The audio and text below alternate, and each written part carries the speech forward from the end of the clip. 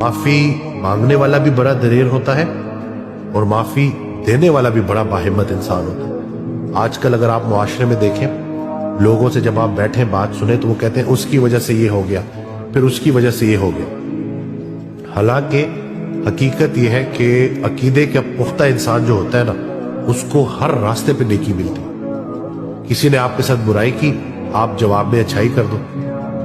एक ऑडियो में इरशाद फरमाते हैं कि बदी की भी एक अच्छी बात है कि बदी बदी से दूर नहीं होती, नेकी से दूर होती। तो किसी ने अगर आपके साथ बुरा किया तो आपके पास गोल्डन अपॉर्चुनिटी है उसके साथ अच्छाई से पेश आकर उस बदी को दूर करने की। क्योंकि आप देखें ना कि जब लोग आपकी तरफ पत्थर बरसा रहे हो, आपको बुरा भला कह रहे हो, और अगर आपने खामोशी रखी हुई है और सब्र कर रहे हैं और रिएक्ट नहीं कर रहे, तो आप एक बहुत स्ट्रांग पोजीशन में आ जाते हैं। वल्नरेबल आप कब होते हैं कि जब आप रिएक्ट करते हैं और फिर सारा का सारा गुस्सा कर जाते हैं और सारा का सारा मामला खराब हो जाता है।